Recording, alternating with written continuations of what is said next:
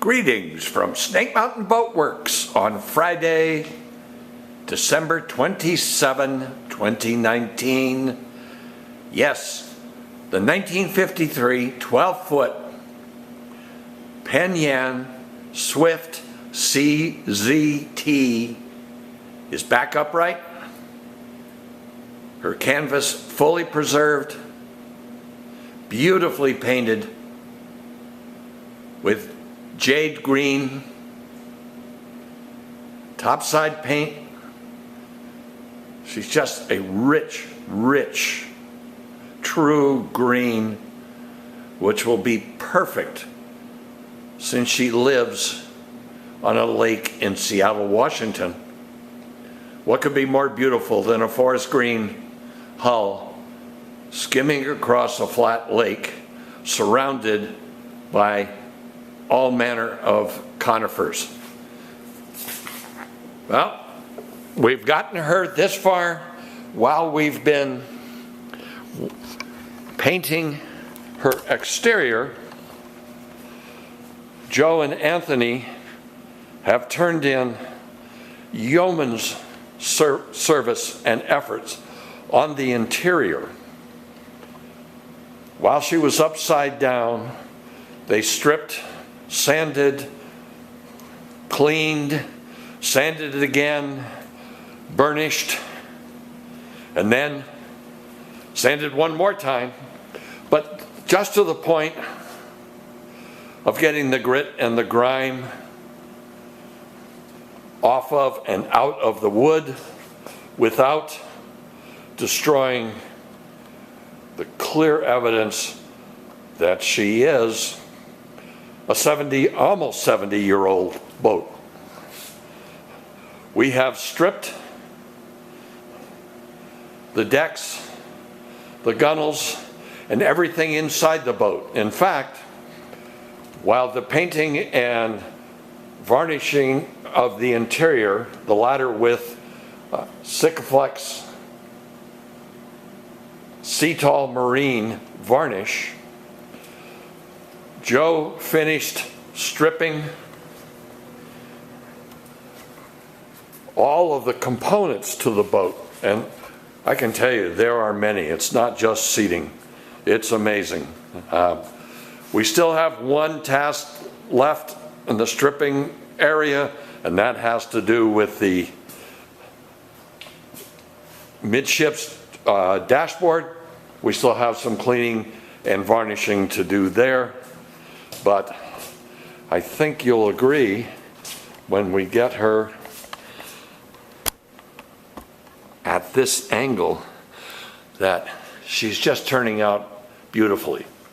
Now, our next step involves working on her decks, which we, as I said, we have stripped, but that's the extent of what we've done. There's been some preliminary sanding, but we have yet to bleach and all of the other tasks that we will perform here. One task that still awaits us has to do with her deck seams. Right now, they have the residue of paint stripper, old varnish, and what have you in them. Let me show you how we attack these. Some of you may have other methodologies that you use and enjoy using, but ours is really very old school. We take a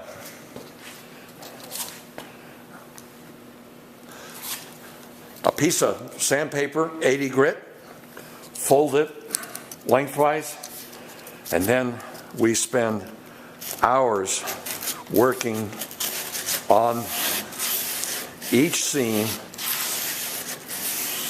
in the entire deck system. In this case, there is a foredeck and a small intermediate deck.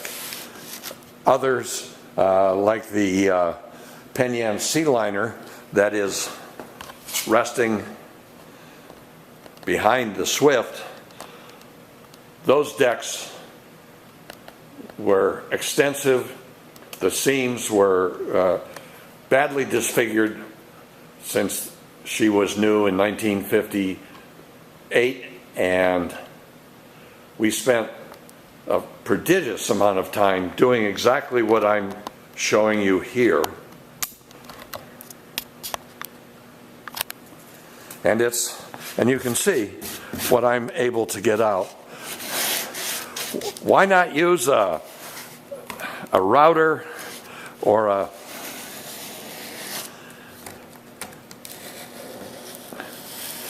some kind of a Dremel hand tool or something like that? Well, this is cedar. This wood is extremely soft, and we dare not attack it with anything mechanical. The sea liner, by contrast, with her mahogany decks, was a perfect medium for using our very tiny Dremel router with a straight edge. But that took 3 people. This just takes one person very patiently working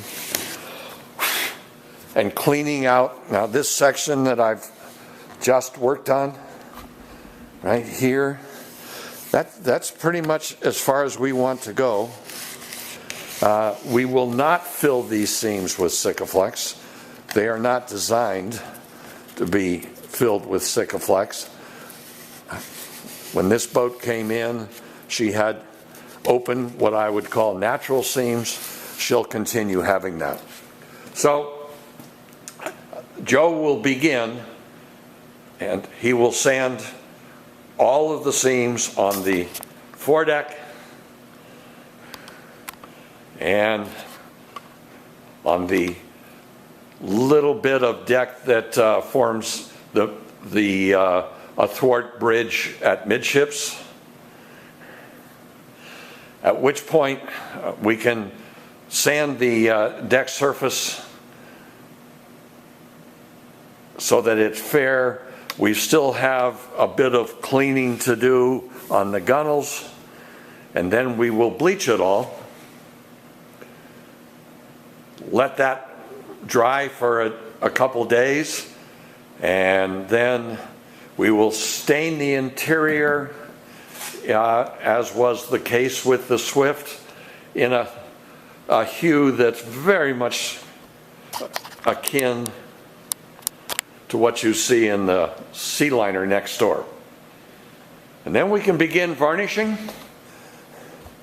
And once we start that, we'll apply 15 plus coats of varnish on her, as we have with her components, her interior components.